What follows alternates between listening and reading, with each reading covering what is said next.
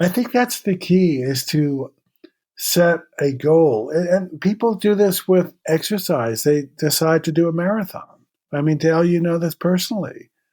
That motivates you to get into shape. Without the goal, I think it'd be pretty hard to do it. There are times in our lives that change the way we see the world. Navigating these challenges can take insight, trusted confidants, or even a coach. Let's explore those moments. In this companion podcast to RX for Success, we will discover ways to learn and write our own success stories together. I'm Dr. Dael Waxman, a physician coach with MD Coaches, and this is Life-Changing Moments. Today's guest is Dr. Matthew Alexander, and this is a departure from the way that we usually do this podcast. I usually select people who have been guests on RX for Success, and I listen to that podcast and I hear parts of their story that allow me to wonder about how they got through their particular branch point or inflection point. We're going to reverse this a little bit today. I have a very close colleague and close friend who I worked with for over 25 years in academic family medicine, Dr. Matthew Alexander, because he has several of these in his life that I knew about. And I wanted to make sure that he came on to the podcast to share some of his story and for us to hear some of that and some of his words of wisdom as well. So Matthew, welcome to the Life-Changing Moments podcast. It's good to have you. Wonderful to be here. Thank you for the invitation and the opportunity. Good to have you here. Could you just briefly give us what the chronology or the trajectory of your professional career has been? Well, I was an undergraduate at Harvard, and I majored in something called social relations, which was an interdisciplinary program that combined psychology, sociology, and anthropology. It was a revolutionary program at the time, and we had a lot of very inspiring educators. However, this was at the same time that popular music was being revolutionized by the Beatles and Bob Dylan, and I had been a guitar player and pianist since I was very young. So when I finished college, I spent 7 years pursuing a career as a singer-songwriter. 7 is a very interesting number for a variety of reasons. The 7-year itch, Carl Jung and other people have talked about 7-year cycles. And so after 7 years in the music business, it was time for me to go back to graduate school. And I was very fortunate to get into a program at the University of Michigan where I studied psychology and education. And that led me to my career as a family medicine educator, which I was for 36 years. And that also led me to a career now where I'm a full-time practicing psychologist. Thank you for that. Very brief. Sounds like you've practiced that a little bit. And certainly you've experienced it. So what I want to do actually is to kind of break down some of those shifts for you. There may be 7-year cycles. Yeah. And let's kind of go back to that time, you're undergraduate, you're at Harvard, you're graduating with that degree that you talked about, which really has not a whole lot to do with music, doesn't sound like to me. No. And so what do you remember about that time, about saying, hey, I think I'm going to make a go of this with the music? Well, if I could just rewind back to my family. I grew up with a poet mother and a composer father. And my father had been a concert pianist. He had 4 sons. I was the fourth of 4. He was keen on one of us following his footsteps as a pianist. And it was not a good fit because he was very perfectionistic. He felt I had the most talent. So we had regular lessons that often end in tears. And classical music, he was a brilliant pianist playing romantic music, which I was exposed to. But in 3rd grade, talk about an inflection point, Evelyn Chalice played the guitar in front of the auditorium. I recognized that this was the instrument for me. She led the whole auditorium in the song, and I went home and asked my mother if I could get a guitar. And she said, well, I don't know, you better ask your father. So that was a bit of a scary thing. because he wanted me to be a pianist. So I asked Dad, I'd like to play the guitar. And his response, as I remember it, was absolutely not. It's either the piano or nothing. And I left and I was very discouraged. And my mother said, Don't worry, dear. We'll take care of that. And the next weekend, she bought me my first guitar, and my dad went along with it. He tried to get me to be a classical guitar player, but I was much more interested in folk guitar. So I took lessons, and I was always in the backdrop. When I went to Harvard, I started performing at a place called the Nameless Coffee House. And I started writing songs. There's a whole story there as well with someone I met. Again, the times were such that this was a very popular thing to do. And like many people, I was so inspired by the Beatles and Bob Dylan, I decided I don't want to be at Harvard. I want to be a famous folk singer. And I almost dropped out. And I made an agreement with my parents that if I stayed in and graduated, they would leave me alone and let me do what I wanted to do, which I did for 7 years. Wow. Just for the audience, we're talking about the late 60s, right? Correct. Yeah. So when you say this is not that unusual for people, to do, I mean, it's really, we've evolved from that so much, haven't we? I mean, Yes. that's not quite the path that a lot of people take, but that was not that unusual for people to say, I'm just going to go. Say some more about that. Well, that was, you make a very good point. That was a usual thing that people would feel like they needed life experience before they went to graduate education. And for me, that life experience brought me back to New York, Boston, San Francisco, and LA, pursuing this dream of mine. And a lot of people did that. They went into the Peace Corps. They learned how to make leather goods. It was much more normal than it is now. Yeah, I hadn't heard the leather goods one, but that's good. That's a good one. I like that. So you said before going to grad school, so it makes me think that even then you knew that eventually you'd be going to grad school. Well, I didn't. But what happened is I had enough success to keep me in it, but not enough success to take me to the promised land and make a living at it. And I had several indicators that this was kind of a hopeless trajectory. And the one that I remember the most is when I took the same song to two different publishers. The first publisher said, I love the lyric, but you're going to have to change the chorus because it doesn't work. I said, okay, I can do that. I went to a second publisher the same day. He said, I love the chorus, but you'll have to change the lyric. And I realized these people don't know anything. And it was so confusing. So if I listened to both of them, I'd have to come up with a totally different song. That was the moment I said, I better find something that really is more dependable. And at that time, psychology was my second love. But I decided to go back to graduate school. And I had a lot of friends very disappointed in me because they felt I had a lot of talent. And I said to myself, I will never abandon my love of music. In fact, I will become a psychologist and fund my love of music. If I can't get a record contract with a record company, I'll start my own record company, but I won't beg anybody. Yeah. So, and I want to come back to the music piece and how you have sustained that through the years. But I'll come back to that in a minute. And I just want to ask some more about the graduate school piece. So why psychology? Well, the true story is that my oldest brother was mentally ill, and I became interested in mental illness. The other piece is my dad was a professor. He was a composer, but he was a professor, and he had an incessant need to talk.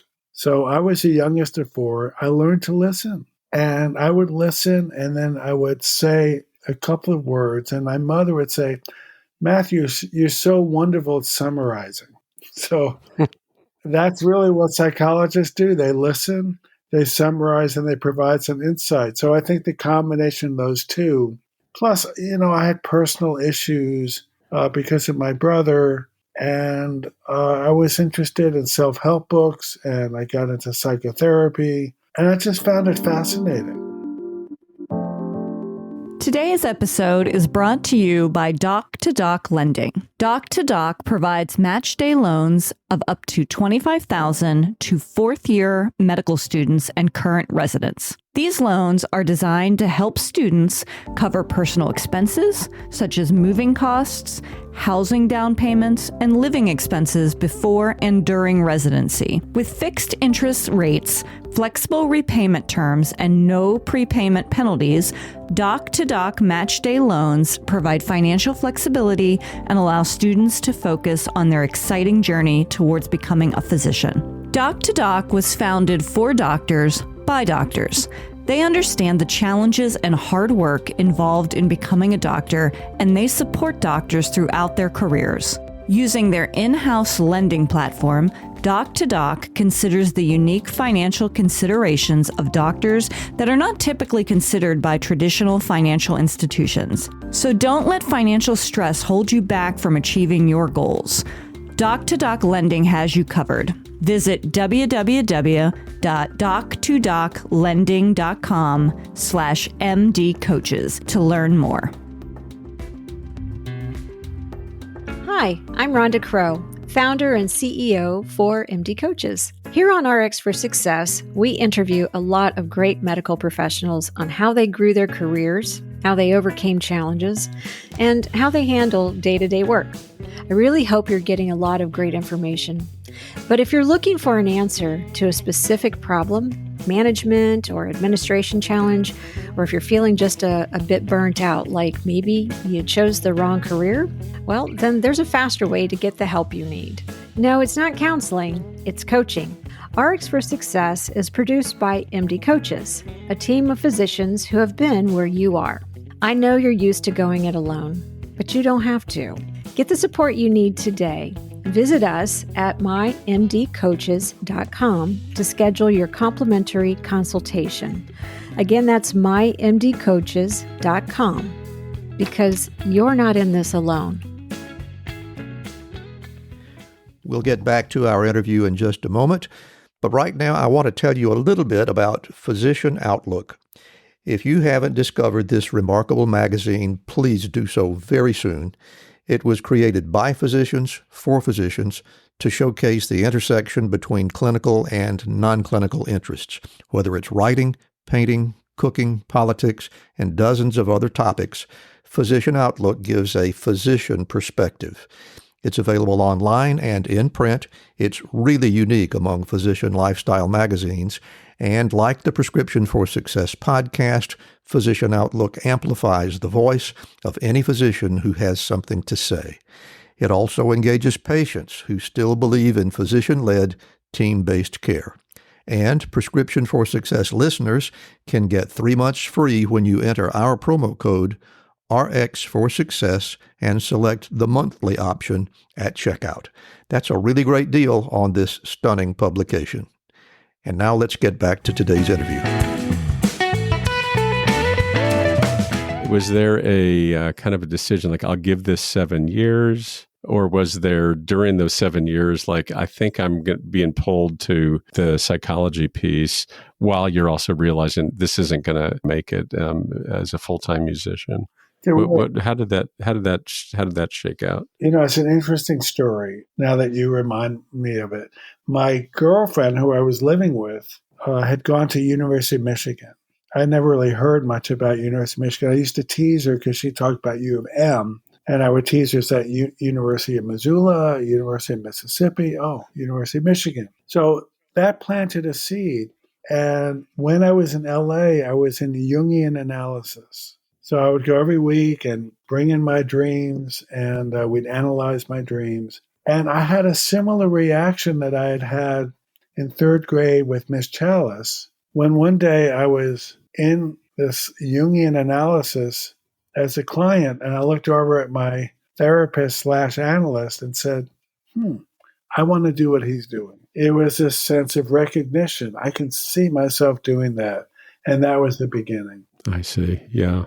So then got into grad school. Right. Did the grad school. become a psychologist. And that, if I mean, I know a little bit about this, but our listeners don't. So what about that led you into, of all places, family medicine? It was that my interest was to become a clinical psychologist. And I got into a postdoctoral program in Detroit with a wonderful humanistic psychologist who happened to be one of the founders of marriage therapy. In the 1940s, marriage therapy was not a specialty. And he was one of the founders. He was a wonderful man. His name was Aaron Rutledge. And he was one of the first people to recognize that there was this new field of family medicine and the need for family doctor to be trained by psychologists. So he had this postdoctoral program where we were half of the time in Grosse Pointe, Michigan, doing clinical psychology and marriage therapy and family therapy under his supervision. And half of the time, we were at Wayne State University in the Department of Family Medicine teaching doctors. And the more I did it, the more I liked it. I liked being in a hospital. I liked teaching. I wasn't particularly good at it. I didn't understand a lot about medicine, but I liked it. And when I applied for jobs after finishing the postdoc, I interviewed in Charlotte, North Carolina, for a job as an educator. And I was really impressed with the hospital, with the program, and with the affiliation with the School of Medicine in Chapel Hill. And it just seemed very attractive to me. Mm-hmm. And that was part of my graduate background, was in education as well as psychology. And I had been a seventh grade teacher as well. So all of a sudden I said, well, I tried to get an academic position in psychology. I came close, but this seemed like a wonderful alternative. And so I started doing this. And I'll mention that I had one more moment of recognition when I met somebody who was also a family medicine educator who used theater. And I said, I want to be him. And that was the inspiration to develop using movies for teaching, using creative arts and the medical humanities. So that was another inflection point. And Dael is very familiar with that because we did so many years of co-teaching with cinema. Right. Yeah. I mean, this is quite a partnership. We had a lot of fun co-creating and teaching together, and also a very deep friendship as well. So that's been awesome. So some of this, by the way, is new, or if I heard it, I don't remember it. And then the other point, which was at some point you retired from that. However, you still have a very active clinical, retired from academics. Right. You have a very active clinical practice now. Yes. What is it that you predominantly are doing now? I predominantly do couples therapy. Uh-huh. So when I was at Harvard, I took a wonderful class on relationship theory based on one of the early interpersonal psychiatrists, Harry Stack Sullivan. And that was the best class I took at Harvard. So I've always been interested in relational dynamics. So I specialize in couples therapy, and I see about 35 clients a week. Yeah, which is astounding.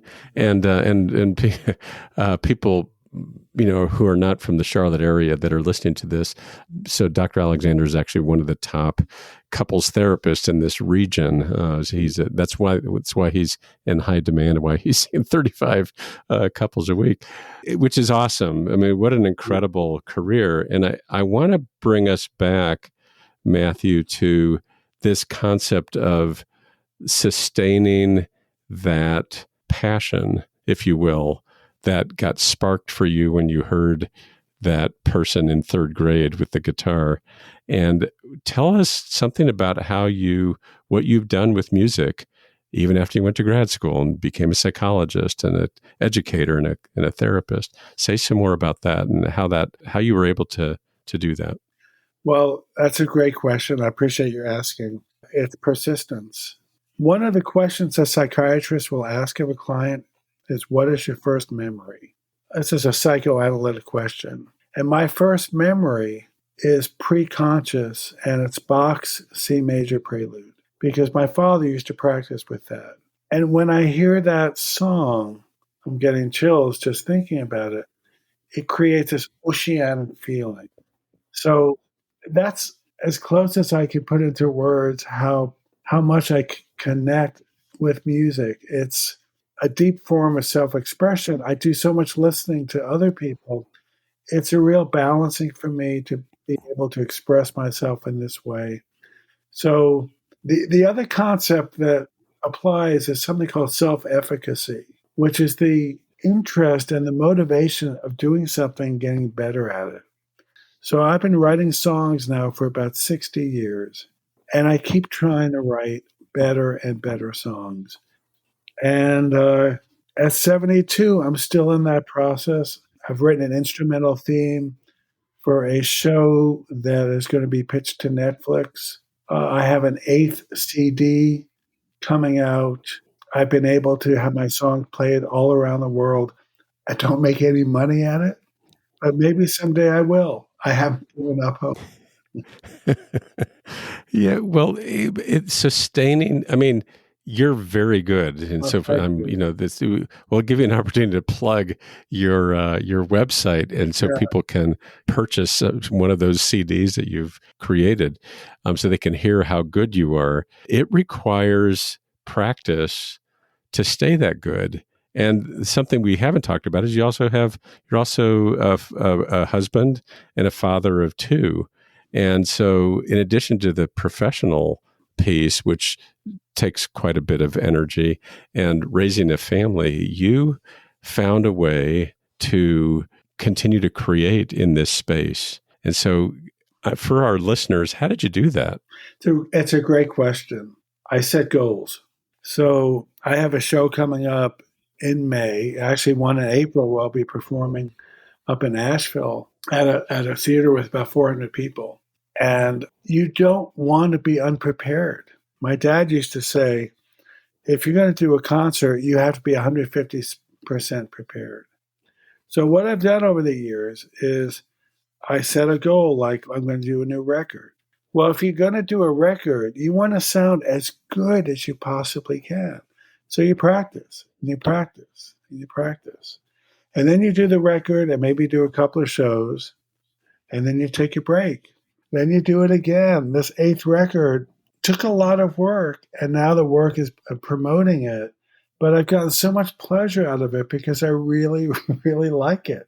So I think that's the key, is to set a goal. And people do this with exercise. They decide to do a marathon. I mean, Dael, you know this personally. That motivates you to get into shape. Without the goal, I think it'd be pretty hard to do it. As you're talking, it's exactly what was coming up in my head. Yeah. Was one of the reasons that I always try to have a race to head for, is that's what gets me up in the mornings to continue to train, to run. So I don't really care. I mean, I think you probably care more about the outcome of your CDs and concerts. I just want to finish the race. I don't really care what the time is, but it is the motivator to get me. It's like, I got a race coming up. Right. I got to train for it. So Right. yeah. So it's setting that goal. And, it's not just feeling good at the, having completed the concert or completed the race. There's pleasure along the way too. Absolutely. And that's one of the findings in positive psychology, that the happiest people have goals, and it's not so much reaching the goal as enjoying the journey. Well, the reason I wanted to underline this is a lot of our listeners are physicians. And very common story amongst physicians is that by the way, there's a lot of physicians who were musicians. Yes. And some of them have managed to maintain. My brother is one of them, by the way. He's been playing saxophone all the way through.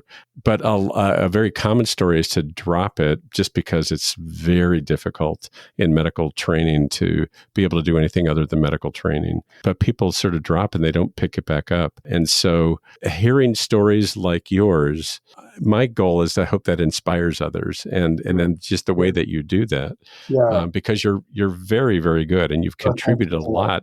There's a lot of things you've contributed to the world in lots of different ways, and music is one of them. In addition to all the people that you've inspired by your teaching. Yeah. One of the interesting aspects of Jungian psychology is the theory that people unconsciously want to fulfill their parents' dreams. So I think one of the things that may motivate me is my dad wanted very much to be a very well-known composer. So in a deep part of my life, I just want to keep doing everything I can to try to realize that dream. Well, then the other part is your mom was a poet. Right. Yeah. And so you put those two together as a songwriter. I really wanted to be loved by them. So I figured I'd combine both of their skills. And my guess is you were very well loved by them. Well, thank you. Yeah. Well, great. Well, Matthew, thank you for taking this time to have this conversation. I know we have lots of other conversations, but I really, really appreciate your dropping by. Is there some things that you'd like the listeners to know about how they can reach you? If you are, and we'll put those in our show notes as well. Yeah, so I'm very fortunate that I have my own music channel on Pandora. It's called Matthew Alexander Radio. And now everything is on the internet. So if you Google Matthew Alexander on Spotify or Apple Music, all my music is on there. Also, my website is alexandertunes, TUNES.com. And then there's also you have your therapy website as well. Right. alexandertherapy.com. Matthew at alexandertherapy.com is a best way to reach me. Yeah, great. Well, Matthew, thank you very, very much once again. And I look forward to the launch of your next CD. Thank you so much, Dael. What a pleasure to be here. Thank you for giving me this opportunity. This week, instead of listing learning points, I'd like to reflect on the themes raised in my conversation with Dr. Alexander and leave you with a couple of questions to contemplate for yourself. Matthew grew up at a time when it was a cultural norm to explore one's passion, even if it didn't pay the bills so well. Do your own thing was a mantra of the late 60s. As a result, for Dr. Alexander, it created a deep appreciation for how much the creation and performance of music absolutely fed his soul. Though he found that he needed to get more practical in order to make a living, fortunately at his second love, the investment he made in his creative side was such that he knew that he needed to maintain that in whatever life he built going forward. These days, we seem to have buried the do-your-own-thing culture. I wonder if maybe the pendulum has swung too far, such that we tend to focus only on what's practical and may not cultivate an important side of ourselves. So, a couple of questions to leave you with. What lit you up sometime in your life that you have since buried? What would it look like for that or something else you're passionate about to come into your life? What changes would you need to make, or what goals would you need to set so that you, like Dr. Alexander, can enjoy the journey even more than the goal itself? Well, I hope you enjoyed the listen today. If you're wondering how you might cultivate and integrate something you're passionate about into your life, but just don't know how, coaching can be a good place to start. At MD Coaches, our interest is in you living your best life. You can find us at mymdcoaches.com. Thank you for listening, and be well. Thank you for tuning in to Life-Changing Moments. If you enjoyed this episode, please be sure to rate us 5 stars and leave a review. Doing so helps our podcast reach more listeners. Have something to share? We'd love to hear your thoughts. Visit the MD Coaches community on Facebook groups. This dynamic virtual space is a place to continue discussion about life-changing moments and perhaps share some life-changing moments of your own. Join the conversation today.